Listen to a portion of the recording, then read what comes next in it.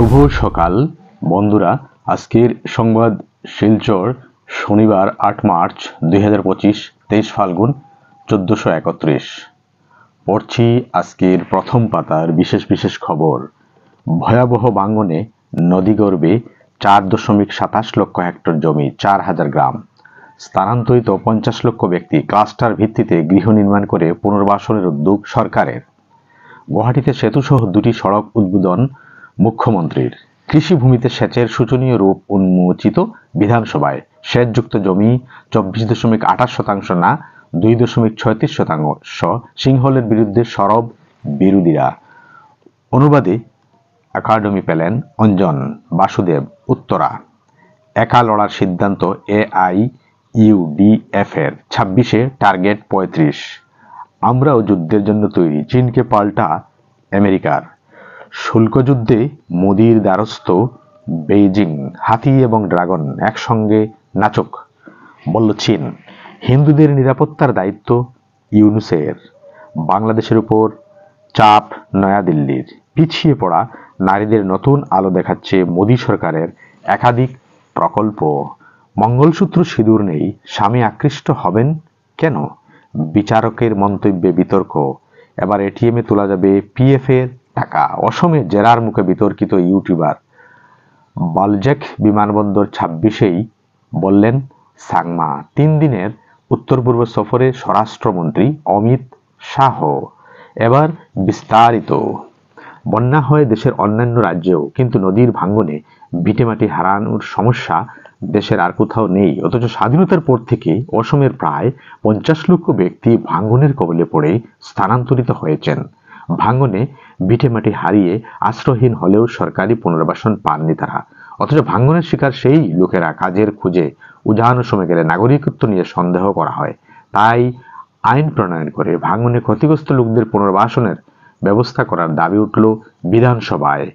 কংগ্রেস বিধায়ক আব্দুল বাতিল খন্দকার বিধানসভায় ওই প্রস্তাব এনে বলেন, জাতীয় বন্যা কমিশনের তথ্য অনুযায়ী অসমের 40% জমি বন্যা কবলিত, অথচ জাতীয় স্তরে ওই হার হচ্ছে মাত্র 10%।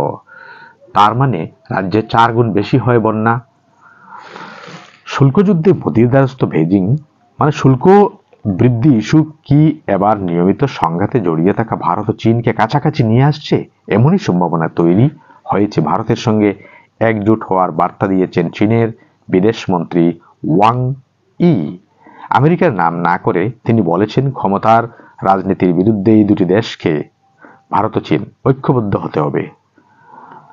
শুল্ক নিয়ে উত্তেজনা চরমে পৌঁছেছে চীন ও মার্কিন যুক্তরাষ্ট্রের মধ্যে। মার্কিন প্রেসিডেন্ট ডোনাল্ড ট্রাম্পের নতুন শুল্ক নীতির জবাব চীন মার্কিন কৃষি পণ্যের ওপর 10 থেকে 15% শুল্ক আরোপ করেছে। চীন স্পষ্ট করে জানিয়েছে, আমেরিকার সঙ্গে যে কোনো ধরনের যুদ্ধে তারা শেষ পর্যন্ত লড়াই করতে প্রস্তুত।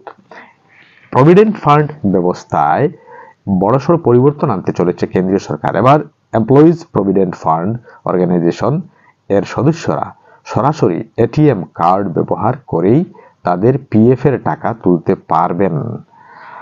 হিন্দুদের নিরাপত্তার দায়িত্ব বাংলাদেশের অন্তর্বর্তী সরকারের। ফের সংখ্যালঘু নির্যাতন নিয়ে ঢাকার উপর চাপ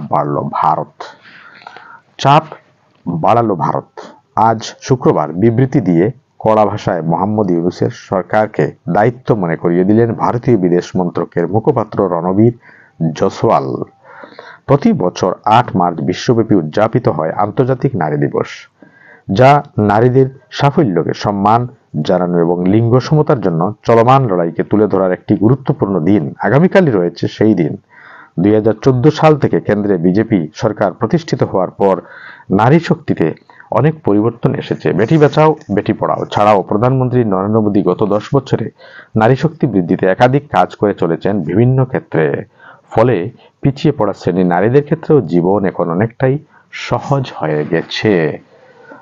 26-এ একার শক্তিতে বিধানসভা ভোটের ময়দানে নামবে আজমলের দল। কোনো দলের সঙ্গে জোট গঠন করবে না এই দলটি। 36টি কেন্দ্রে প্রার্থী দাঁড় করানোর সিদ্ধান্ত নেওয়া হয়েছে। এর মধ্যে 20 কেন্দ্রে জয়ের দাবিও করেছেন AIUDF নেতৃত্ব। শুক্রবার দিশপুর বিধায়ক আবাসে বিধায়কদের এক বৈঠকের পর দলের পক্ষ থেকে এই খবর জানিয়েছেন বিধায়ক আমিনুল ইসলাম। তাছাড়া কংগ্রেসের সঙ্গে মিলন নিয়ে চর্চার খবরও উড়িয়ে দিয়েছেন তিনি।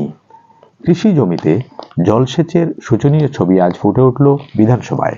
সেচ মন্ত্রী অশোক সিংহলের দাবি, রাজ্যে মোট কৃষি জমিতে 24.28% জলসেচের ব্যবস্থা রয়েছে। কিন্তু মন্ত্রীর জবাব, ফুৎকার উড়িয়ে অর্থনৈতিক সমীক্ষার রিপোর্ট হাতে নিয়ে বিরোধী বিধায়কদের দাবি, 2022-23 সালে মাত্র 2.36 জমিতে রয়েছে সেচের ব্যবস্থা। মন্ত্রী অবশ্য সরাসরি এই তথ্য অস্বীকার করতে পারেননি, তবে 2026 সালের পর জলসেচের হাল ফেরার দাবি করেন তিনি।